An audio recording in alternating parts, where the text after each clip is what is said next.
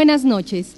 La Universidad Autónoma de San Luis Potosí, a través de la División de Difusión Cultural y Comunicación y Televisión Universitaria, les da la más cordial bienvenida a los foros de discusión abierta Miércoles de Letras. El día de hoy está dedicado a Concepción Urquiza. Para moderar el panel se encuentra con nosotros la maestra Josefina de Ávila. Antes de cederle la palabra a la maestra, quiero comentarles que ella realizó estudios de letras españolas en la Facultad de Humanidades de la Universidad Autónoma de San Luis Potosí. En el periodo de 1959 a 1960, cursó un año de literatura francesa en la Universidad de París, la Sorbona. Fue profesora de Humanidades de la Universidad Autónoma de San Luis Potosí entre 1961 a 1962, año en que fue suprimida dicha facultad. Obtuvo la licenciatura y la maestría en Letras Españolas e hizo estudios de doctorado en la Universidad Nacional Autónoma de México. Colaboró con el Instituto Nacional de Pedagogía y la Universidad La Bastida, hoy de Monterrey. Desde 1968 es maestra e investigadora de la Universidad de Sonora. Ha impartido numerosas charlas y conferencias. Tiene decenas de artículos, ensayos y notas sobre literatura, artes plásticas, música, teatro, en revistas especializadas y publicaciones periódicas. Por su trayectoria académica, en la Universidad de Sonora le fue otorgado el nombramiento de maestra emérita, la más alta distinción que dicha institución concede. El libro Textos y Pretextos, editado también por la Universidad de Sonora, reúne la mayor parte de su obra escrita. Démosle la bienvenida a la maestra Josefina de Ávila.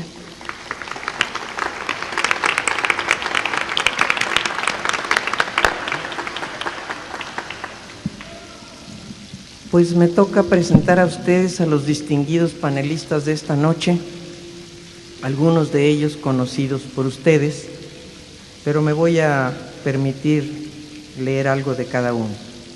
Va a iniciar esta noche la doctora Isabel Monroy. Ella es maestra en Historia por la Universidad Iberoamericana y doctora en Ciencias Sociales por el Centro de Investigaciones y Estudios Superiores en Antropología Social, Campus Occidente. Se ha desempeñado como docente con especialidad en Historia desde 1974 a la fecha. En su profundo interés por impulsar la difusión del conocimiento histórico, impulsó el establecimiento de la maestría en Historia en el Colegio de San Luis AC. Fungió como directora del Archivo Histórico del Estado de San Luis Potosí.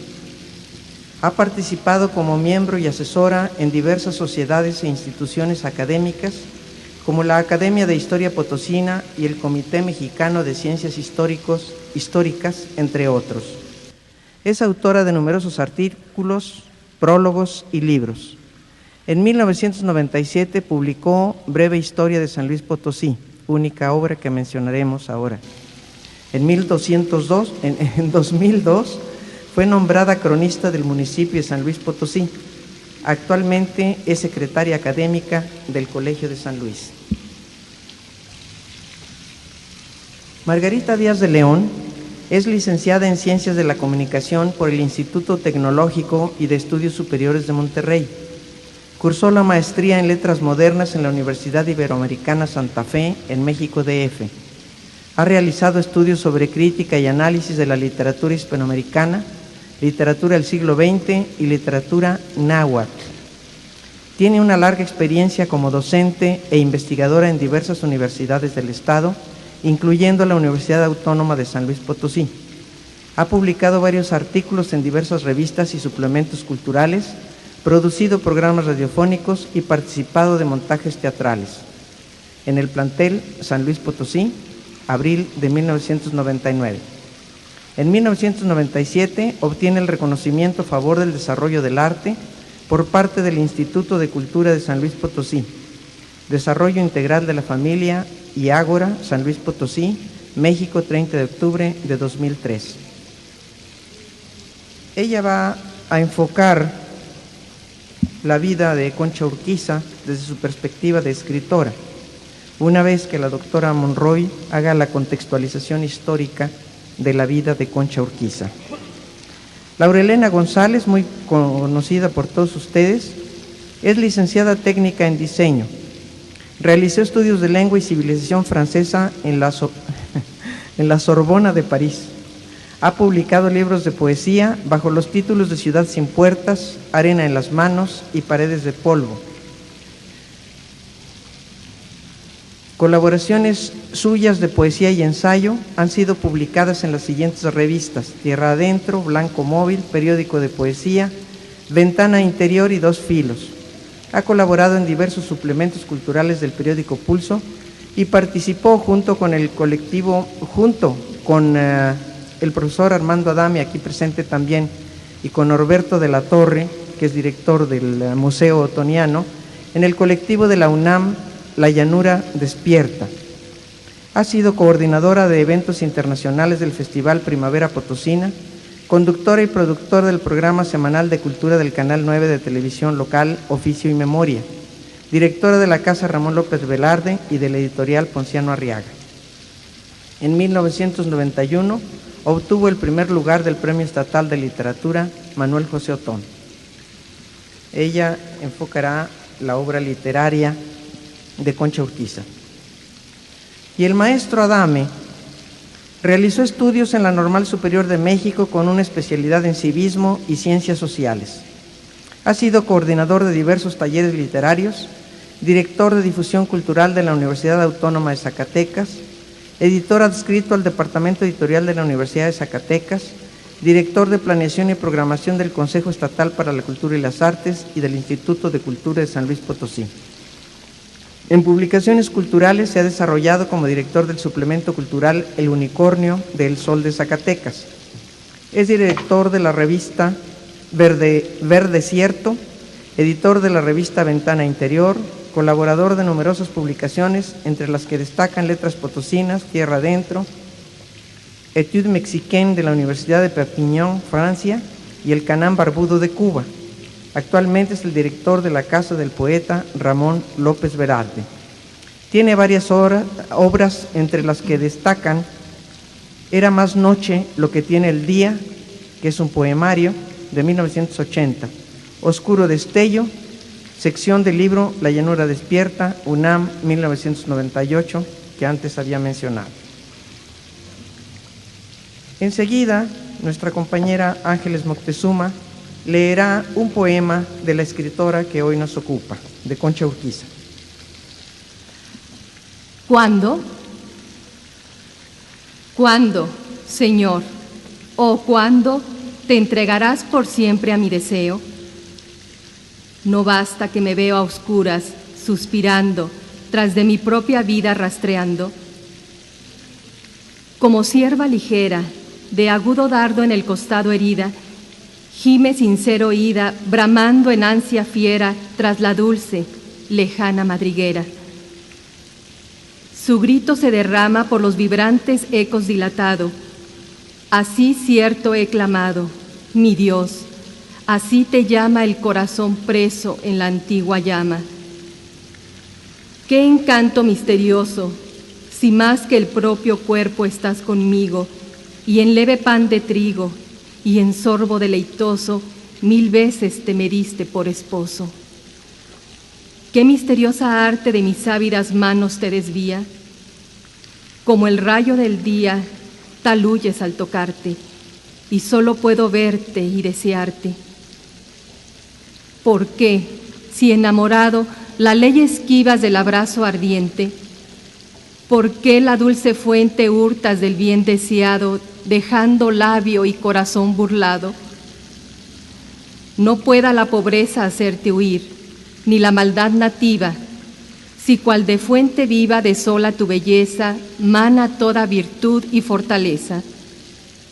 Y más siniestro lazo desenlazaste de mi cuello un día, ni el cieno en que yacía fue obstáculo a tu abrazo, ni el miserable amor te fue embarazo.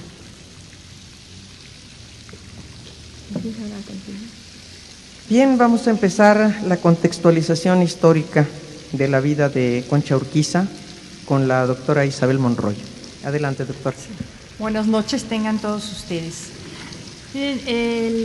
La época que le toca vivir a Concha Urquiza es una época muy interesante en la historia de México. Ella nace a finales del año 1910 y muere a mediados del año 1945. Es decir, le tocan 35 años de una violenta y profunda transformación en México en todos los órdenes, económico, político y social. Comenzando porque ella prácticamente nace al mismo tiempo que estalla la Revolución Mexicana. Al poco tiempo de haber estallado la Revolución Mexicana, ella cambia su residencia a la Ciudad de México.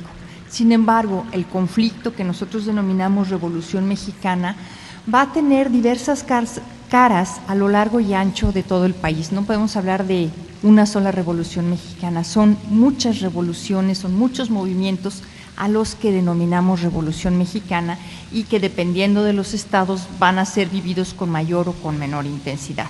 Sin embargo, esto no quita que es una época de un cambio muy profundo.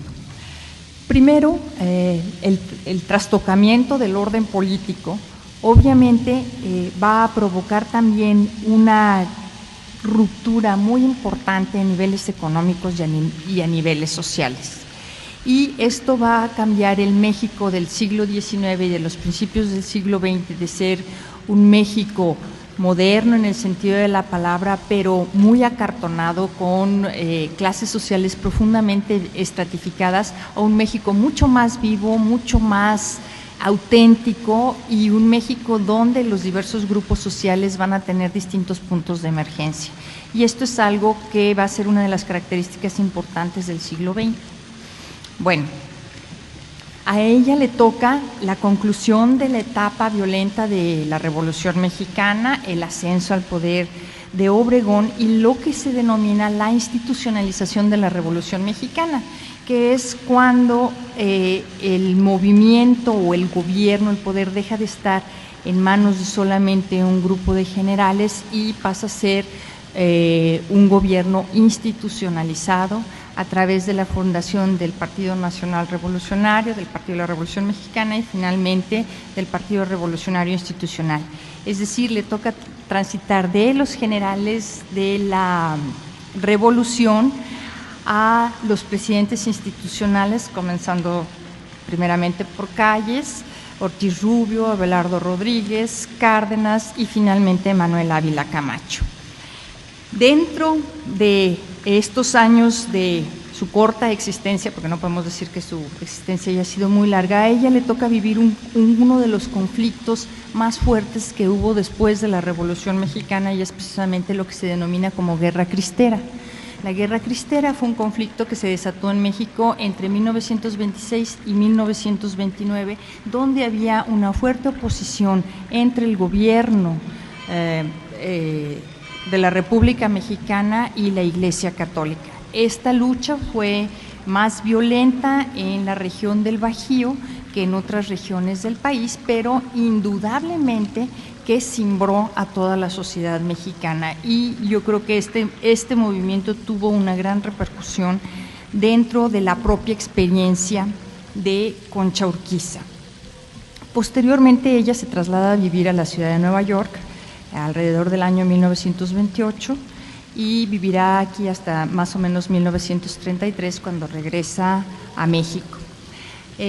Hacia 1938 decidió ingresar a la Congregación de las Hijas del Espíritu Santo, pero no permaneció en esta congregación y al año siguiente ya está en San Luis. Sus biógrafos dicen que vivió en San Luis entre 1933 y 1944, que en la ciudad de San Luis enseñó literatura y estudió jurisprudencia. Pero lo que aquí me interesa destacar, sobre todo por el caso que nos ocupa esta noche, es que a ella le toca también una época muy interesante en San Luis Potosí, porque ella llega justo en el momento en que Saturnino Cedillo, que fue, vamos a decir, el líder revolucionario que logró atravesar todo el proceso de la Revolución Mexicana y comenzar la vida del México moderno, cae, porque Saturnino Cedillo muere en enero de 1938 y después de haber ejercido un control muy fuerte en el Estado, se da paso, o sea, de que se termine propiamente el cacicazgo de Saturnino Cedillo, se da paso al cacicazgo de Gonzalo N. Santos, y Gonzalo N. Santos va a ser gobernador en San Luis Potosí de 1943 a 1949, es decir, todavía le abarca un pedacito de la vida de Concha Urquiza en San Luis Potosí, con todas las consecuencias que tuvo el régimen de Gonzalo N. Santos dentro de la sociedad potosina. Sí cabe mencionar que a la caída de Saturnino Cedillo va a asumir el gobierno del Estado el general Reinaldo Pérez Gallardo, comúnmente conocido como La Lagartija. El general Pérez Gallardo era originario de un pueblo del municipio de Ciudad Fernández llamado San José del Terremoto y fue gobernador de 1938 a 1941. Por la violencia de su régimen se declararon desaparecidos los poderes en San Luis Potosí y entonces lo sustituyó el general Ramón Jiménez Delgado. El general Jiménez Delgado estuvo de 1941 a 1943 y en 1943 es cuando asume la gubernatura del Estado Gonzalo N. Santos. Es en este tiempo donde, vamos a decir, hubo un fuerte trastocamiento de la vida social, bueno, no solo política, sino social en San Luis Potosí, porque las élites, vamos a decir, porfiristas y que habían dominado durante los primeros años del siglo XX desaparecen prácticamente de la escena para dar paso al surgimiento de grupos de origen campesino, de origen rural, que comienzan a intervenir en la vida política del Estado y a hacer su presencia fuerte dentro de la capital del Estado con un gran rechazo por parte, vamos a decir, de los sectores medios y de los sectores más educados de la población. Entonces a Concha Urquiza le toca vivir este contraste entre una sociedad culta y una clase media que tiene que enfrentarse y plegarse además a, vamos a decir, a los designios y a las decisiones de un grupo menos educado, pero con un poderío militar y político definitivo como es el grupo de los cedillistas. Y posteriormente, en el momento de la caída de Cedillo, que es el momento en el que va a surgir el grupo liderado por Gonzalo N. Santos. En fin, la obra de Concha Urquiza, de la que van a hablar los otros panelistas, ha sido abordada por varios estudiosos de la literatura mexicana y entre ellos nada más quisiera yo mencionar, bueno, al padre Méndez Plancarte, a Rosario Castellanos, a José Luis Martínez y a Joaquín Antonio Peñalosa. Margarita, por favor. En este ambiente que plantea la doctora Monroy de modernización y de contradicción, aparece una voz de mujer, una palabra. Me permito leer cómo esa palabra surge desde la soledad, una mujer que se siente sola, desgarradoramente sola, que está buscando todo el tiempo un poco el rechazo a la mundaneidad que empieza a aparecer ya en esos tiempos. Una mujer que escribe: un soñar con el pálido ramaje y las llanuras donde cuaja el trigo, un aspirar a soledad contigo por los húmedos valles y el boscaje, un buscar la región honda y salvaje, un desear poseerte sin testigo, un abrazado afán de estar conmigo, viendo tu faz en interior paisaje. Esta voz femenina de la poesía mexicana del siglo XX se sitúa y plantea todo un modo de ser expresado en esos tiempos de contradicción. Una mujer que, al igual que muchas de sus contemporáneas, escribe básicamente a la sombra. Una mujer que nunca ve un texto publicado, nunca lo tiene en sus manos. Esta mujer que va publicando por ahí en revistas, pero que no tiene el libro ya hecho. Estas mujeres que de alguna manera se sienten presionadas por la exigencia que ya empieza a plantear los movimientos de vanguardia europeos y que empiezan a influir también en las vanguardias latinoamericanas, con todo ese mundo exterior fuera de lo que viene a ser el México del tiempo de Concha Urquiza.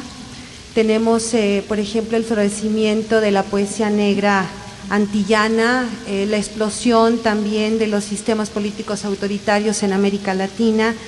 Tenemos ya a un Huidobro, a un Guillén, a un César Vallejo, y tenemos también una perspectiva de mujer distinta a la que se había planteado antes. Una mujer perfilada desde la vanguardia europea, que nada tiene que ver con los espacios privados de provincia, una mujer dinámica, deportista. Me llama la atención que dice libre de andar en bicicleta y de fumar en público.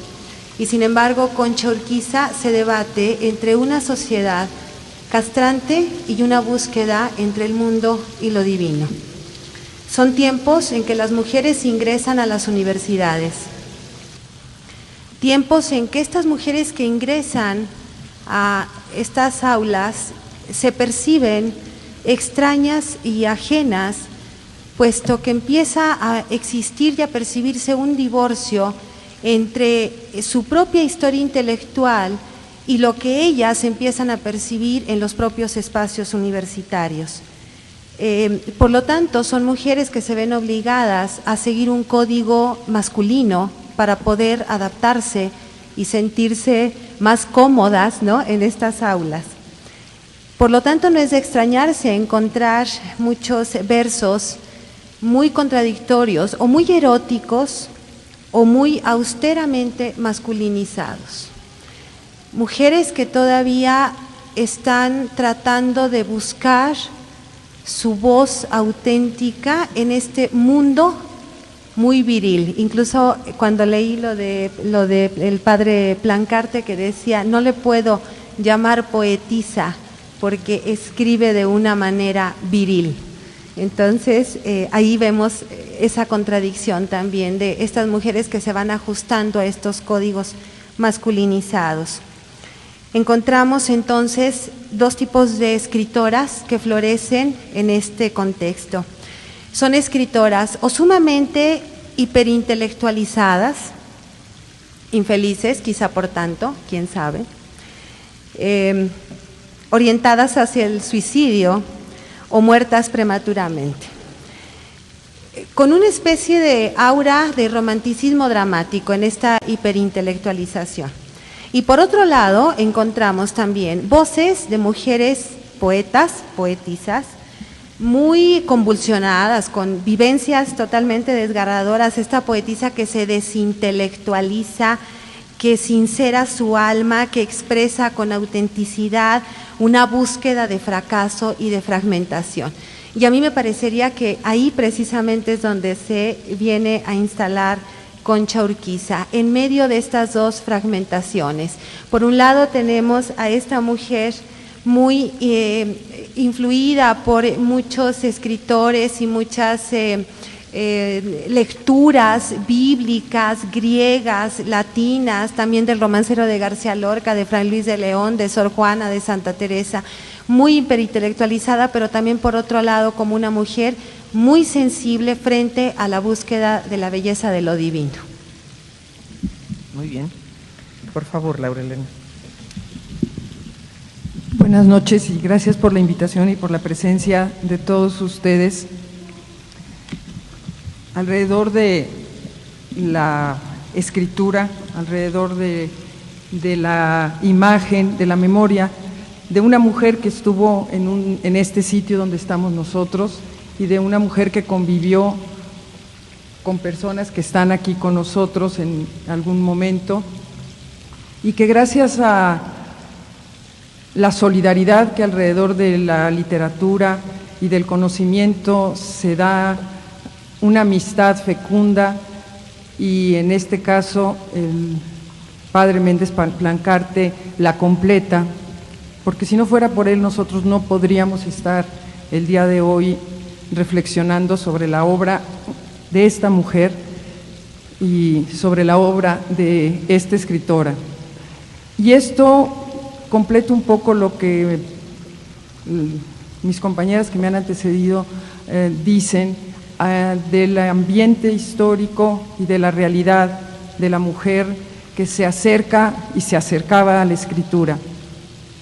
Y digo se acerca porque tenemos casos cercanos, como es el de una compañera que también fallece en situación bastante trágica, que es Irma Dávalos, y que repite un poco, no sé si para beneficio de la literatura, el esquema que tal vez tratamos de no abordar de frente, que es el del suicidio. Regreso a la amistad y al padre Méndez Plancarte, y regreso con las frases que ya Margarita decía, con las que él empieza su texto de recopilación, su trabajo de amor a la literatura y a una representante de la literatura como es Concha Urquiza, que pudiéramos imaginar si no hubiera hecho él este trabajo y si no hubiera encontrado eco para que se publicara, no estaríamos nosotros aquí, como en muchos otros casos. Y quiero citar exactamente las palabras porque podemos equivocarnos y sentir que la cuestión de género es superada por adjetivos que se utilicen de una y otra manera si no está bien contextualizado. Empieza la antología y dice poetisa o poeta. Me repugna llamarla poetisa, y si la academia me lo permitiera, preferiría 1000 veces llamarla a secas poeta, como se ha llamado con razón a la montañosa y abrupta Gabriela Mistral. Y va a dar sus razones, y voy a leerlas muy rápido, porque se trata de reconocer en dónde y cómo surge Concha Urquiza, y si esto nos lleva a escasos 5 minutos en precisar por lo menos la cuestión de género, será suficiente para que reflexionemos cuando leamos su poesía. Por 2 razones: porque en Concha Urquiza, como en la autora de Desolación y de Tala, esplende sin mengua de su exquisita feminidad una poesía viril, o mejor, una poesía sin sexo, una poesía humana. Y esto es importante porque a cualquier expresión de la literatura debemos acercarnos desde esa perspectiva. Es literatura, es escritura del humano, sea un hombre o sea una mujer. Un poco más adelante dice: no caeré en la puerilidad de endilgarle elogios mortales. Concha no necesita ditirambos, necesita solo una cosa: ser conocida. Y creo que lo que nos reúne aquí en parte es eso, la literatura de Concha Urquiza, la literatura de la época de ella, que hay más escritoras, hay más mujeres que se acercaron a la literatura. Lo que necesita es que las leamos, no necesita que nos sentemos a reflexionar sobre si se hacía o no se hacía buena literatura, sino que leamos la buena literatura y nos acerquemos a esos valles o a esas cimas, con las dos, con la S y con la C, que ella se acercó para poder entender tal vez no la mística, pero sí el enamoramiento a la belleza, que eso era lo que la cautivaba y que en algunos momentos, no sé si sea mi perspectiva, fue la divinidad a la que llamó belleza o fue la belleza que fue su divinidad. Muchas gracias. Maestro Adame, por favor. Bueno, pues ya no me queda mucho que decir después de tanta intervención. Vamos a tener y todas que aportan suficiente información y suficiente reflexión para tener un retrato en el sentido doble que tiene en la perspectiva de rasgos físicos y rasgos morales de una persona. Sin embargo, yo voy a recoger un poco ciertas líneas que quedan sueltas, pero para asumir más un personaje imaginario, que de todos modos ya lo crearon aquí. Yo creo que hay 2 características muy importantes de ella, 2 o 3. Haber muerto joven, como Irma Dávalos, como dice Laura Elena, como López Velarde, como algunos otros poetas, que mueren justo en el momento en que están produciendo lo más intenso de su escritura, y siempre nos dejan el enigma de qué hubieran seguido escribiendo si hubieran sobrevivido tal vez hasta la vejez. El otro enigma es el enigma de su muerte, que es ambiguo cuando menos, la idea de morir en el mar, que no queda claro qué grado de voluntad o si hubo voluntad en haber muerto en el océano. Por otra parte, el quizá conocer poco muchos detalles de su biografía en sentido estricto, ¿no? Hay una biografía de Federico García Lorca, otro extraordinario poeta que muere joven, que dada la brevedad de su vida y la abundancia de información que tuvo el biógrafo, pues nos hace una biografía detalladísima año por año, casi mes por mes de su vida. Eso no sucede en el caso de Concha Urquiza, y yo acaso temo que no suceda por ese velo que ante actitudes poco ortodoxas interpone el catolicismo. Sin embargo, es un personaje, por esas ambigüedades, es un personaje que todos intentamos apropiárnoslo. Aquí se hizo una muy detallada y muy clara ambientación histórica sobre el periodo que vive en México. Sin embargo, ella vivió en unos años maravillosos, apasionantes, y en una edad también muy intensa, en nada menos que en la ciudad de Nueva York, que sigue siendo una ciudad fascinante para muchas personas en el mundo. Ella vive entre 1928 y 1933 en la ciudad de Nueva York, entre los 18 y los 25 años. Una mujer joven, hermosa, audaz, apasionada, intensa, en esa ciudad de la crisis, de la depresión económica y de los años locos, ¿verdad? Los años locos de la preguerra, antes de del periodo entre la primera y la Segunda Guerra Mundial, en la cual Nueva York era pues la cuna de todas las vanguardias, pero también de todas las, no solo de todas las vanguardias estéticas o técnicas o lo que fuera, sino también de las vanguardias en conductas.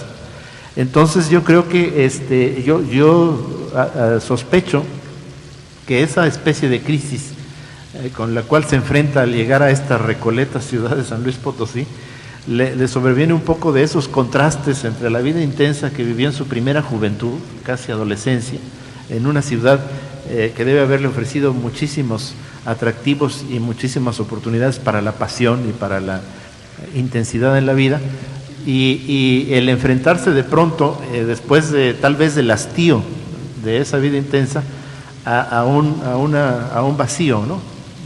Creo que su vida está asignada por esas dos líneas: la línea de la intensidad, primero de una vida humana estrictamente casi física, corporal, tal vez de muchas experiencias en una ciudad maravillosa seguramente para ellos, y luego el vacío, el desgaste que viene después de eso, y por otra parte también la intensidad de su vida religiosa, la intensidad que alcanzó su etapa, podríamos decir mística, su etapa de intensa religiosidad, y esa etapa como de abandono, de sensación de vacío que tiene todo el hombre que incursiona por la experiencia mística. Bien, quiero decir al público que sus comentarios al final de los paneles nos han servido para retroalimentar los que siguen.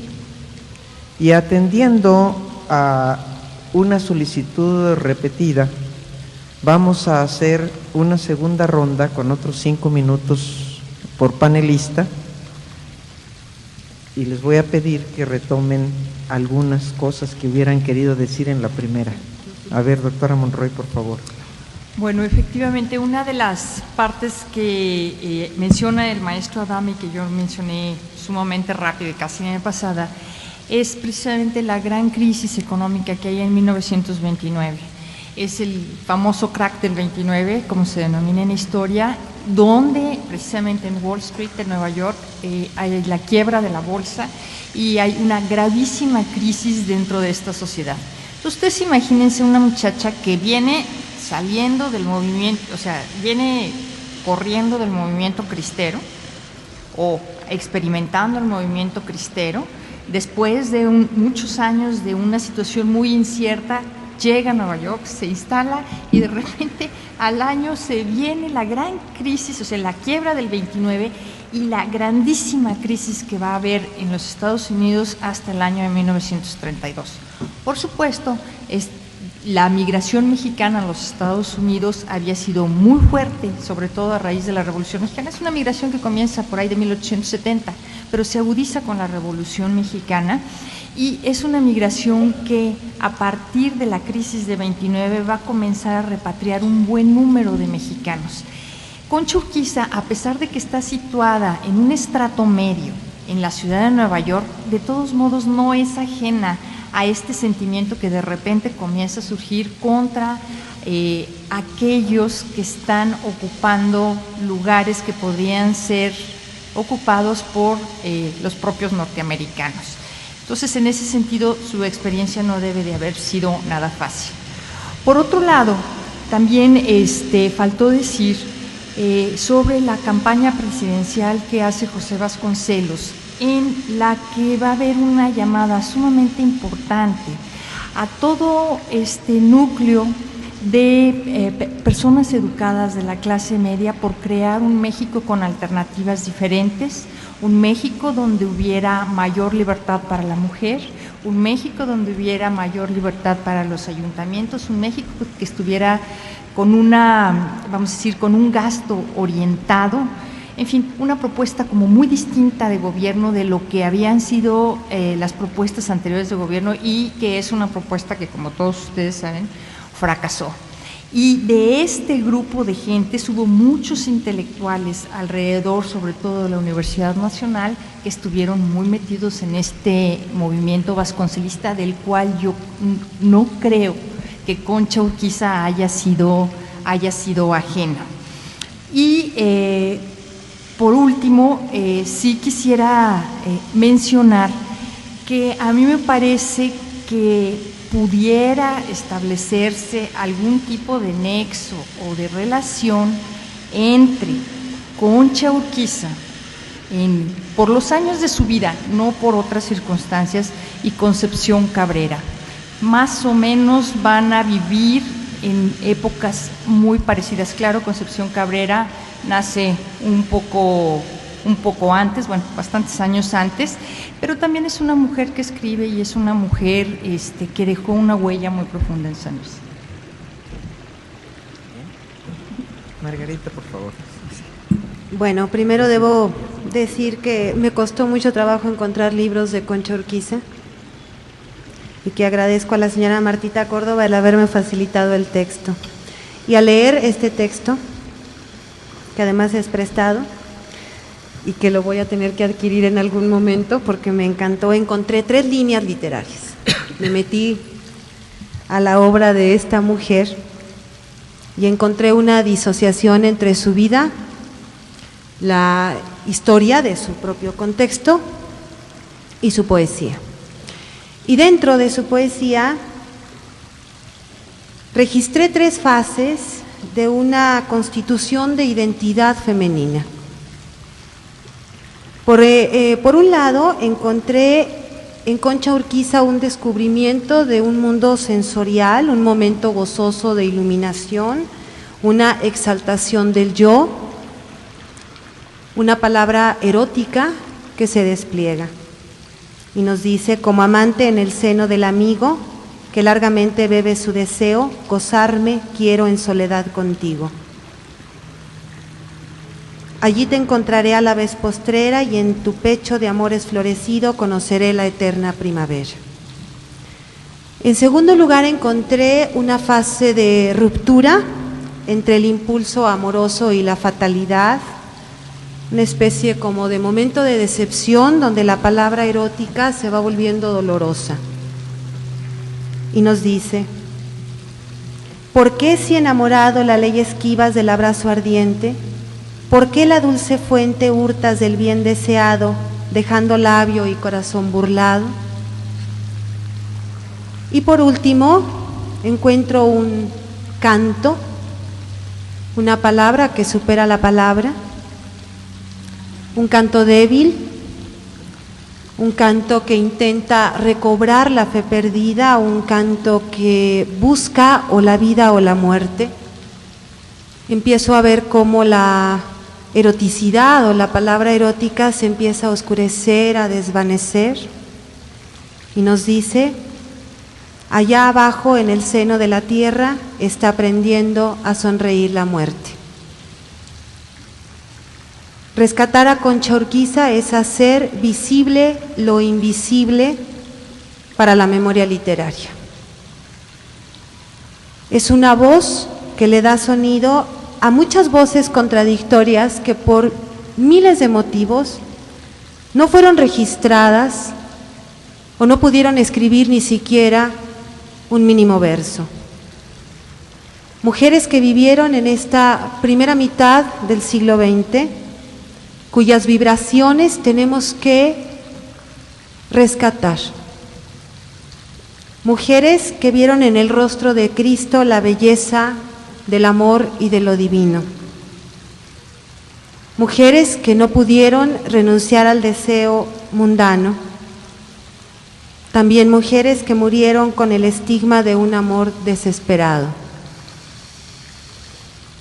Creo que además de la importancia de rescatar a Concha Urquiza, como a muchas tantas que están por ahí perdidas, los profesores en literatura, los investigadores literarios, los lectores, los editores, los antólogos, debemos de hacer una búsqueda de todas estas voces que no sabemos por dónde están. Eran tiempos donde quizá el registro de la literatura femenina ni siquiera estaba de moda como ahora.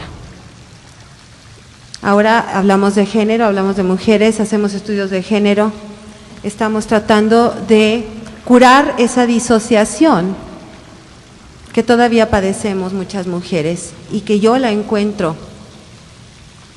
muy grabada en Concha Urquiza con estas tres fases, estas tres maneras de vivir el amor, una mujer enamorada de Dios. Gracias. Bueno, sigo sintiendo que 5 minutos es muy poquito, pero voy a tratar de retomar algunas cosas que no dije en mi intervención inicial.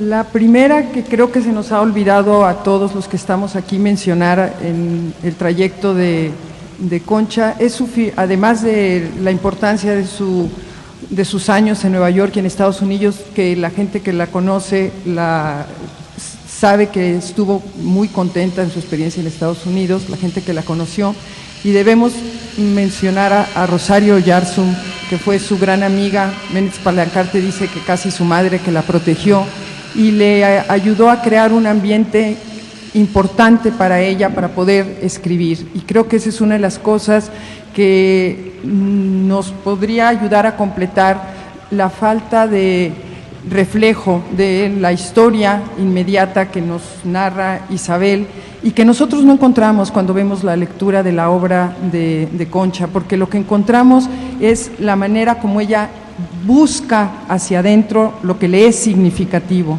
Y aquí tendríamos también una de los aspectos de la literatura. La literatura no refleja muchas veces la realidad inmediata y no es un sitio a donde vayamos a estudiar historia, es literatura precisamente. Lo que encontramos es poesía, lo que encontramos en los textos de Concha.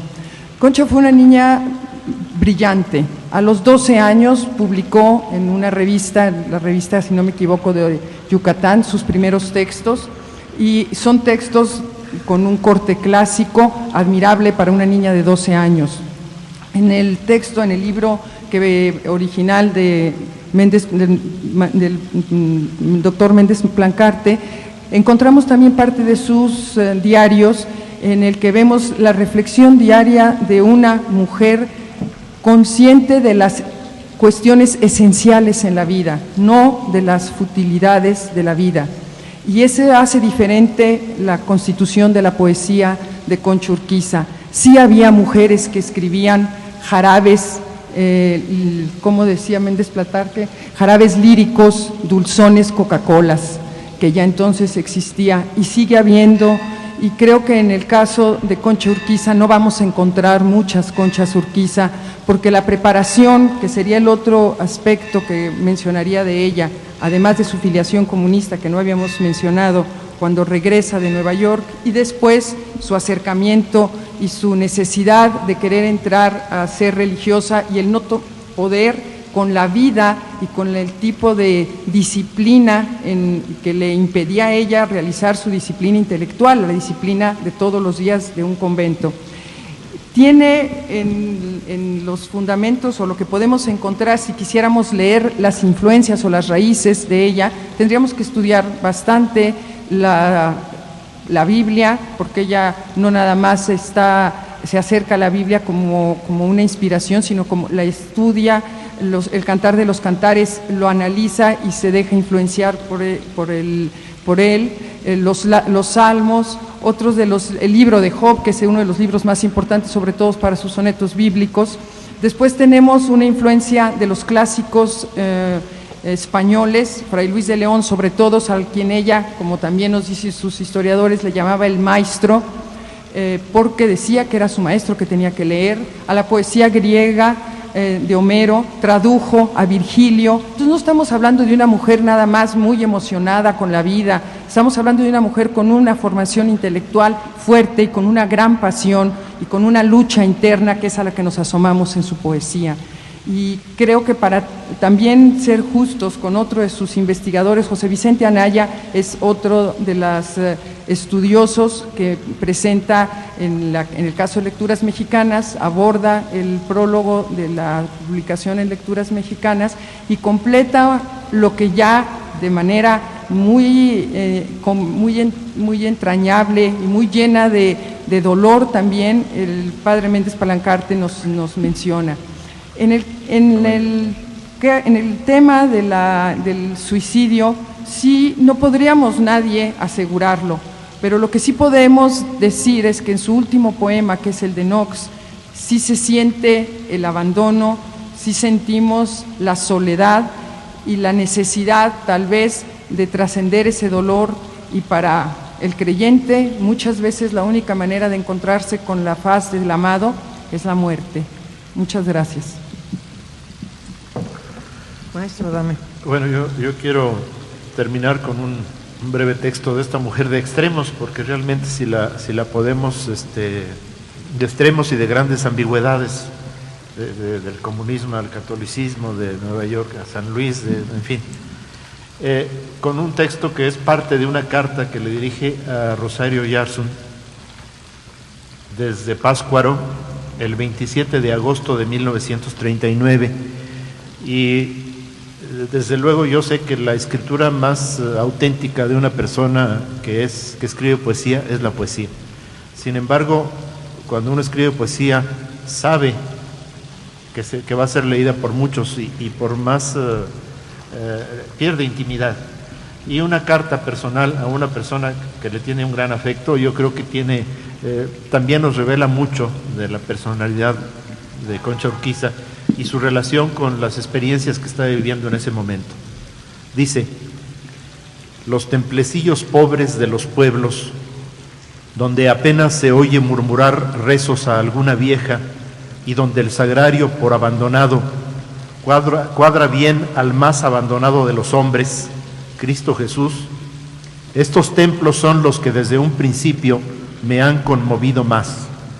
Cómo se va aligerando poco a poco el corazón en la seguridad de la presencia inefable, sobre todo cuando el entendimiento ya no trabaja para decirnos quién está, sino que solo se conoce esa presencia, como cuando una persona en silencio y a oscuras ha entrado en nuestra habitación.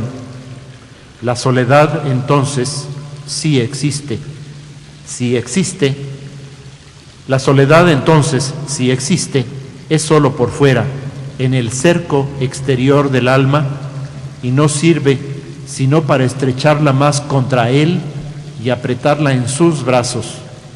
Y cómo al salir se lleva esta presencia, como si hubiéramos sacado de su casa y traído con nosotros al amigo querido. Y aún hay más, que esta compañía llega hasta el centro del alma, a donde jamás llegan las compañías humanas, que no hacen sino quedarse en la puerta, como si dijéramos. Quizá el sentirse abandonada por esa presencia haya precipitado su muerte. Bien, pues con estas participaciones tenemos una visión de una vida corta, que quizá por eso no pudo definirse, no pudo asentarse, pero de una mujer apasionada indudablemente. No voy a abundar desde luego ya en lo que se dijo, sino dar paso a la participación del público. Contamos con ella definitivamente para el éxito de este panel. Son dos partes, dice: un soñar con el pálido ramaje y las llanuras donde cuaja el trigo, un aspirar a soledad contigo por los húmedos valles y el boscaje, un buscar la región honda y salvaje, un desear poseerte sin testigo, un abrazado afán de estar conmigo viendo tu faz en interior paisaje. Tal fue mi juventud más verdadera. En el clima ideal de tu dulzura maduró mi divina primavera, y tuve mi esperanza tan segura como que en la hermosura pasajera se me entregaba intacta tu hermosura. 2. Cómo perdí en estériles acasos aquella imagen cálida y madura que me dio de sí misma la natura, implicada en tu voz y tus abrazos. Ni siquiera el susurro de tus pasos, ya nada dentro el corazón perdura. Te has tornado un tal vez en mi negrura y vaciado del ser entre mis brazos. Universo sin puntos cardinales, negro viento del Génesis suplanta aquel rubio ondear de los trigales. Y un vértigo de sombra se levanta allí donde tus ángeles raudales tal vez posaron la serena planta. Antes de darle la palabra al maestro Adame, que le acaban de hacer una pregunta, hay una persona del público que quiere leer un poema de Concha Urquiza. ¿Querría ser tan amable de leerle?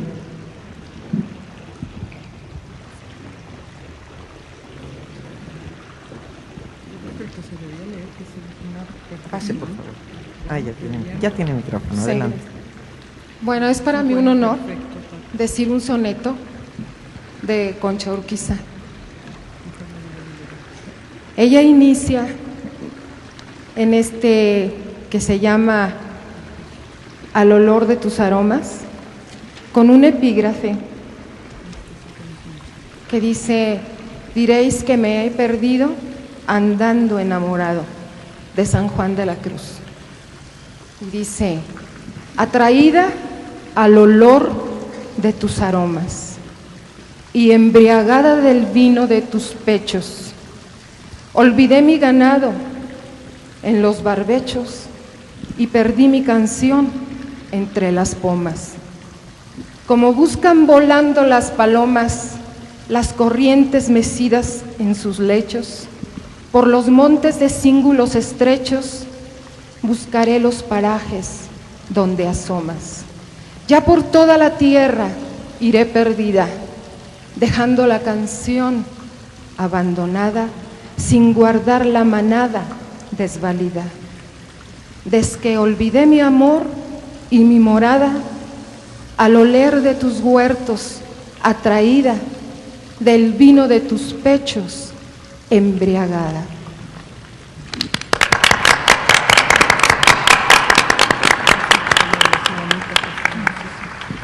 Bueno, aquí, sí. Maestro, dame esa ¿Otro? también es para usted.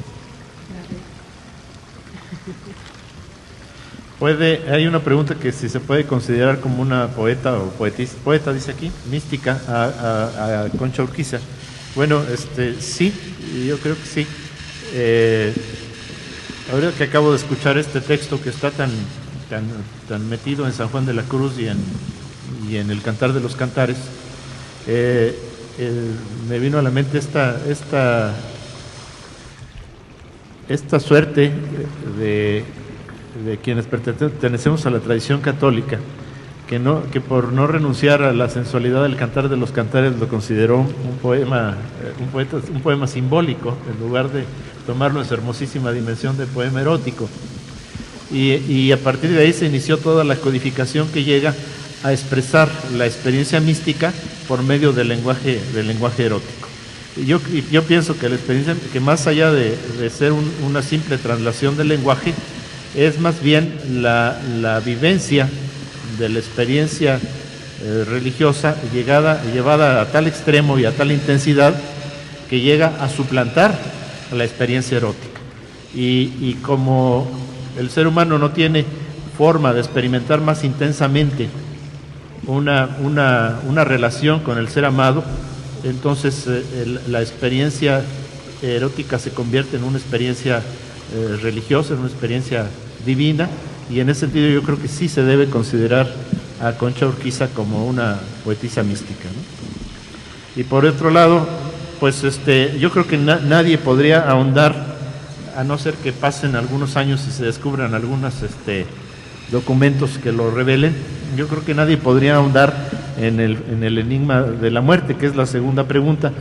Pues sin embargo hay suficientes indicios para suponer con fundadas razones que si no hubo propiamente un suicidio, sí hubo una especie de abandono en el mar que consentido, ¿no?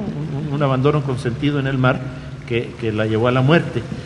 No sé si importe mucho, o tal vez solo importe para la ortodoxia dentro de la que ella decidió practicar su religión. No sé si importe mucho si fue suicidio o no lo fue. La verdad es que yo creo que su muerte, que quizá haya sido accidental, ¿por qué no? Pero fue un accidente derivado de su forma tan intensa de vivir la vida, a fin de cuentas. Bueno, creo que, no sé si hablando no dijimos dónde había nacido Concha. Nació en Morelia el 25 de diciembre de 1910. Entonces, para las personas que nos lo preguntan, es donde ella nace, y 2 años después de su nacimiento se van a la Ciudad de México con sus padres y estudia en la Ciudad de México. Después es cuando va a los 18 años a Nueva York y regresa y estudia en la secundaria nueva, y luego entra a la prepa en el DF. Entonces, para ese detalle que no mencionamos. En la otra, leo la pregunta para ver si entiendo lo que detrás de la redacción existe. Dice: si era, supongo que es un sí condicional, tan aficionada o amante, supongo que de Dios y de la Biblia, ¿por qué se suicidó? Yo no tengo la respuesta, ¿verdad? No lo sé, porque en primer lugar no sabemos si realmente se suicidó, pero sí quiero abordar la relación y la censura implícita en la pregunta acerca del suicidio cometido por un católico, que creo que exactamente eso es a lo que nos referíamos todos o nos hemos referido aquí en la mesa. La verdad o no de la muerte de Concha está empañada precisamente por este tipo de actitudes frente al suicidio. En el momento en el que no es cierto que se sepa si sí se suicidó o no, mucha gente que la conocía creyó cuando le anunciaron la muerte que se había suicidado. Hay la versión de que cuando se fue a Tijuana, llegó a Tijuana porque iba a dar clases en una escuela. De Tijuana se trasladó con unos amigos a Ensenada, iban a nadar, se quedaron ella y un amigo en una playa en lo que otros amigos tomaban el barco para seguir.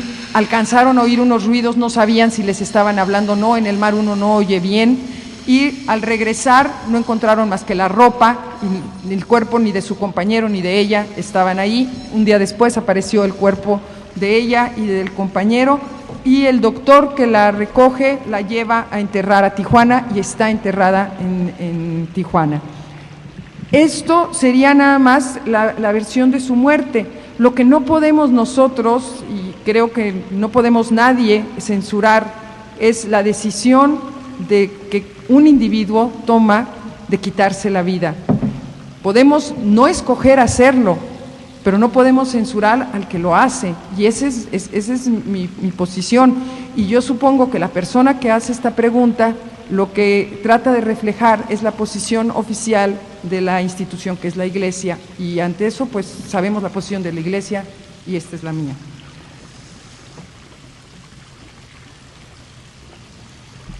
Si me permites, Luz Helena, aquí Laura, hay una respuesta.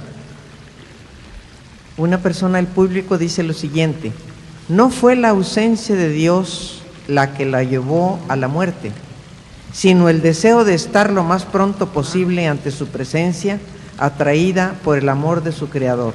Claro. Yo en parte decía eso, la manera para un creyente de estar y que cree en la vida eterna es verlo lo más pronto posible. Me preguntan que cuál es la obra más representativa de Concha Urquiza. A mí me gustan los sonetos bíblicos, pero no podemos decir que sea la única. No sé, los que estén aquí pueden decir otra cosa. ¿Cuál creen que sea la obra más representativa? A mí me gustan por lo correcto, por la factura que tienen, por la hondura de tocar los temas. A mí me gustan los sonetos bíblicos, pero supongo que tenemos diferentes opiniones los que estamos aquí. Claro. Margarita, por favor, te hacían una pregunta. Bueno, independientemente de que a mí me parece también que lo más importante serían la parte de sus sonetos bíblicos, lo extraño es que encontré 3 textos que es el mismo, porque dice, ¿qué autores han publicado sobre su obra? Nombre de las publicaciones. Creo que todos tenemos el mismo texto, aunque sea con imágenes diferentes, ¿no? Pero creo que es el único que hay. Profesora Adame, no sé si usted conozca algún otro, pero... No, es la poesía reunida más los textos que encontró el padre Maestro Espetar. Sí, es la única. Que en diferentes versiones, por ejemplo, que es el último editado por Lecturas Mexicanas, ¿no? Por el Consejo Nacional, y José Vicente Anaya, pero sigue siendo el mismo texto, ¿no? Entonces no hay más. Por eso yo decía hacer visible lo invisible de Concha Urquiza. Yo creo que requiere de mucho más estudio crítico su obra, y que sea publicado el estudio crítico, porque luego se queda ahí en los cajones de los cubículos en las universidades, ¿no? Bueno, pero más allá o más acá de lo que se pueda decir de eso, es la lectura la que da la preferencia al lector. Así es de que al leer a Concha Urquiza y cada uno de ustedes decida cuál es su obra más representativa. Profesora Adame y luego la doctora Monroy. Hay aquí una pregunta que no sé, a lo mejor está insuficientemente expresada. Dice que ¿cuál sería la diferencia entre poeta místico y poesía mística? Pues la diferencia es la misma que hay entre poeta y poesía. Es decir, el poeta es el que produce poesía y la poesía es el producto de su escritura o de cualquier lenguaje artístico, porque realmente estamos muy acostumbrados a pensar en la poesía solo como poesía escrita, pero la poesía se produce en el cine, en la música, en muchas expresiones del arte. Sí. Doctora. Hay una pregunta que formulan y que dice: ¿existió algún contacto con María Antonieta Rivas Mercado y Concha Urquiza? A ciencia cierta no lo sé, pero no me parece difícil suponerlo que sí lo haya sido. María Antonieta Rivas Mercado fue una mujer extraordinariamente inquieta, muy generosa y muy amante del mundo de la literatura y de las artes, además de que apoyo incondicional de Vasconcelos. Entonces no lo dudaría yo ni por un segundo que hubiera habido algún tipo de relación, pero no lo puedo asegurar porque no tengo ninguna evidencia para demostrarlo. Y aquí hay una pregunta para los 4 panelistas. A ver cuál la puede responder. ¿Alguno de ustedes sabe cuál fue el acontecimiento o hecho real que le hace o la lleva a radicalizar de una manera tan tajante del comunismo a una búsqueda y a tener su entendimiento fijo en Dios? ¿Qué sucedió? ¿Cuál fue el quiebre? No, yo de cierto no lo sé, el hecho así no. Parece que en el en el prólogo que se encontró con un padre sí, exactamente, y empezó a platicar con él, pero no precisan exactamente, bueno, qué platicaron, ¿verdad? O sea, ¿qué le hizo cambiar de ser comunista, entregarse a la vida religiosa? Algo han de haber platicado, supongo que marcó esto en su vida, ¿no? Sí, pues yo creo que lo único ahí es el relato que hace el padre de ella, que es muy hermoso aparte. Sí. De la carta en que el padre Tarcisio Romo relata la conversión, ¿no? Cómo se acerca cansada un poco de la vida trivial o de la vida banal o de la vida estrictamente materialista y busca una salida metafísica y para ella es el regreso a la religión católica. Y la relación que tiene con el padre es bastante hermosa también, porque le regala el cancionero gitano de García Lorca y luego se arrepiente porque dice, ay, eso está como muy sensual y no lo vayan a regañar a él, o no vaya, y también cuando está en una carta que le manda, dice, no vaya a tacharlo, no lo vaya a tirar, entonces le manda otra carta y le dice, bueno, si ese libro que le mandé como que a su inteligencia o algo ofende a su sensualidad, mejor regrésemelo, porque yo sí podré leerlo con mucho gusto, ¿no? Es una relación bastante estrecha y sincera la que lleva con el padre, pero no dice exactamente que sea lo que la haya hecho. Yo no creo que excluyera, porque hay una frase que habla ella del apostolado del comunismo y no creo que lo excluya. De hecho, tiempo después hay gente que va a sentir que la teología de la liberación es un poco la expresión católica de se les tachó de marxistas a todos los de la teología de la liberación, y fue un poquito después, ¿verdad?, cuando empieza el movimiento latinoamericano a revisar cuál es el origen del pecado y empiezan a caer en lo que se llama el pecado social. Entonces, que ahora haya una tendencia diferente en este momento en el Vaticano no quiere decir que en el pasado no haya habido otras tendencias también dentro de la Iglesia Católica. Tengo aquí una pregunta, dice, ¿en qué posición ubicaría a Concha Urquiza entre los escritores potosinos? Es algo difícil porque, como dice el profesor Adame, pues Concha Urquiza no es una escritora potosina. Escribió aquí, nace en… Yo sí voy a diferir ahí. Sí, no es potosina. Bueno. Sí, bueno, primero me sitúo en una cronología feroz, ¿no? O sea, no nace en San Luis Potosí. Sí, no nace en San Luis Potosí. Llega a San Luis Potosí, sí, y es acogida por esta Rosario Yarson. Es cuando escribe su obra más, aparentemente, bueno, que todo es importante, ¿no? Pero cuando más se escribe. Da clases, lo comentábamos con la maestra y yo, da clases aquí en la universidad, da clases en el Colegio Motolinía, creo que en la prepa del hispano-inglés, también da clases de literatura. Yo no ubicaría a Concha Urquiza en un modelo fijo o en una generación muy precisa, porque yo veo a una Concha Urquiza un poco solitaria, como lo decía al principio, ¿no? Creo yo que en todos estos estudios de género que se han estado haciendo hay cierta reticencia de nosotras las mujeres escritoras, de caer en generaciones, en grupos, en adherencias.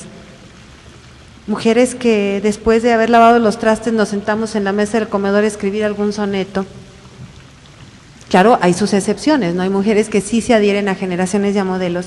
Yo no me atrevería a ubicar a Concha Urquiza en una generación literaria, en un grupo específico, pero bueno, ahí dejo a mis compañeros, quizá a lo mejor sí está ella ahí. Y sí, esta mujer asistía mucho, incluso me comentaban algunas señoritas ya grandes de edad, de todas estas reuniones bohemias, ¿no?, a las que ella asistía y se tocaba el piano y ella recitaba poemas y todo, pero no estamos hablando de una generación literaria concreta.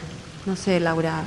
No, yo digo que sí difiero, porque lo importante es en el sitio donde surge su obra más representativa. Ella vive aquí de 1939 a 1944 y es cuando escribe más, y voy a referirme en 7 líneas a lo que ella dice que siente en San Luis.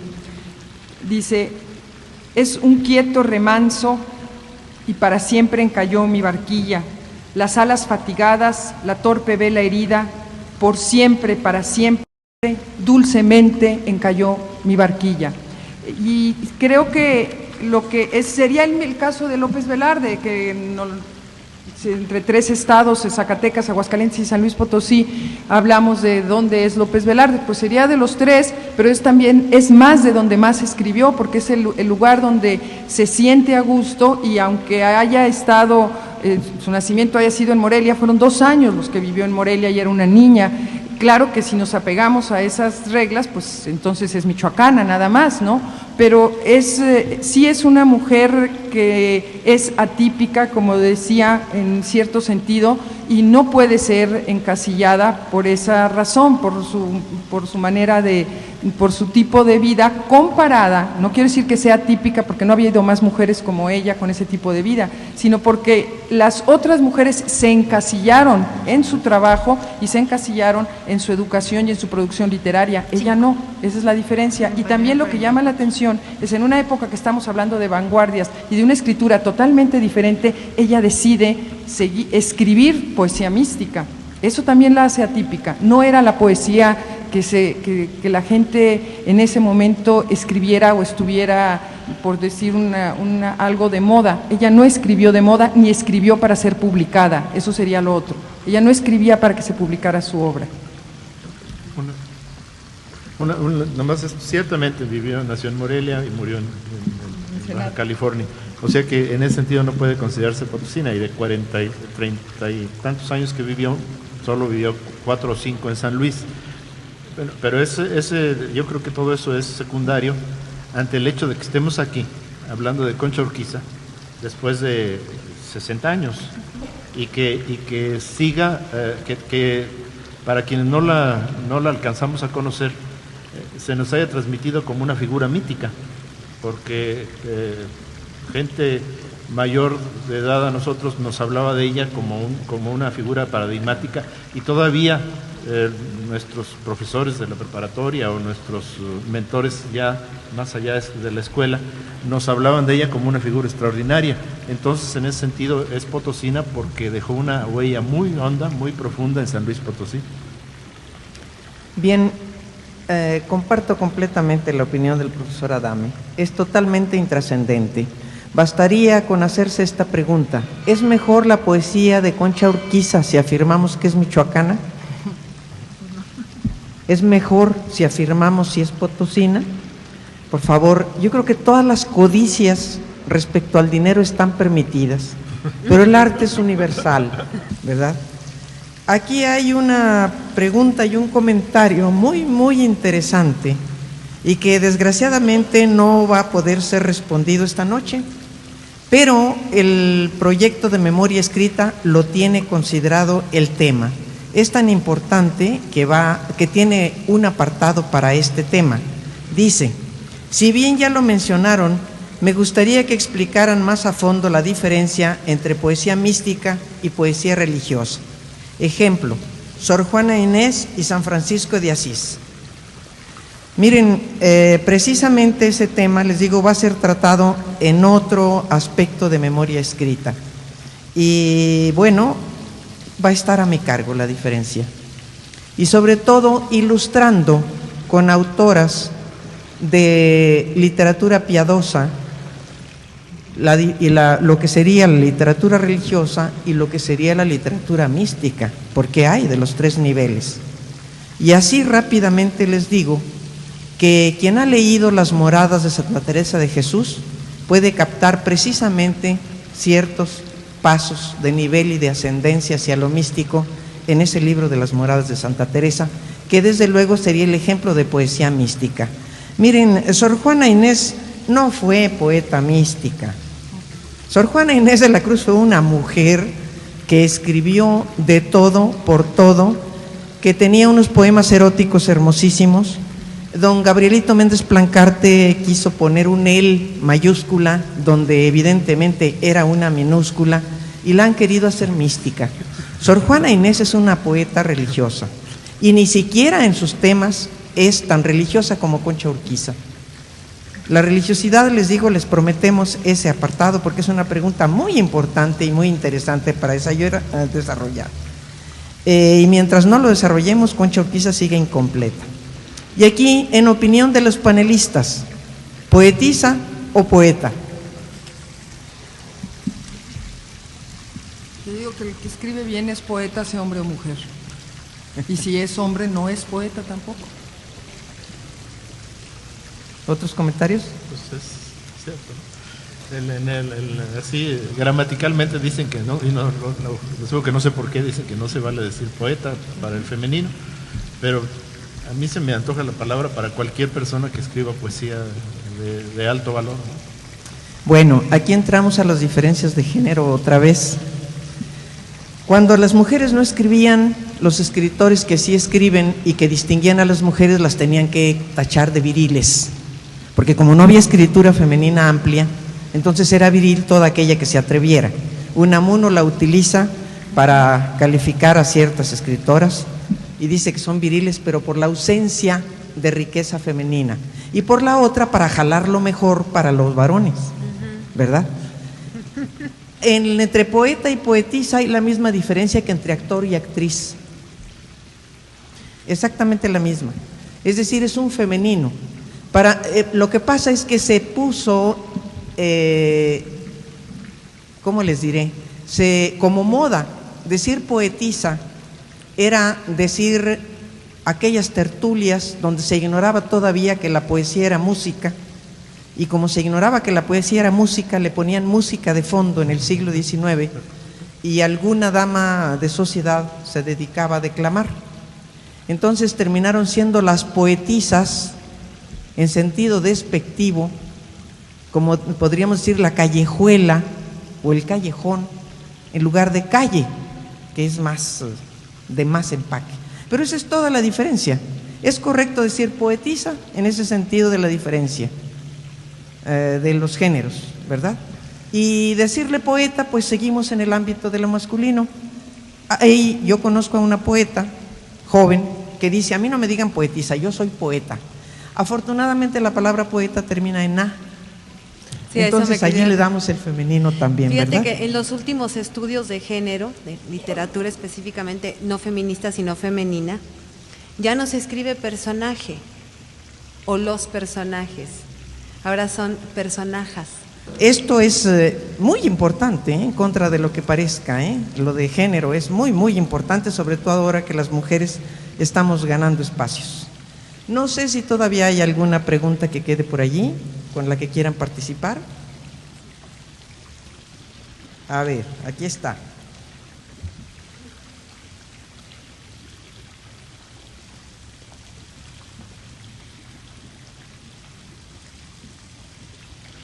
Bueno, aquí pretenden resolver en una tarjeta el problema que mencionábamos y al que le vamos a dedicar un tiempo aparte. Verán que no es tan sencillo como parece. El éxtasis, el ser estático enamorado, por tanto su conciencia y atención en ese ser innegable, irrenunciable, el amor. Esa es la condición del místico, del poeta místico. La religiosa expone de una forma poética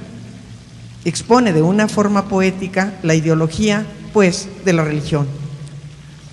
Parece sencillo, ¿verdad? Pero es bastante complejo esto. Lo dejamos para ese tema porque da pie para bastante tema eso. Estén pendientes de memoria escrita, se le va a dedicar un espacio a eso. Y desde luego están invitados desde ahora, ¿verdad? Bueno, pues muchas gracias por su presencia y da el cierre Ángeles Moctezuma.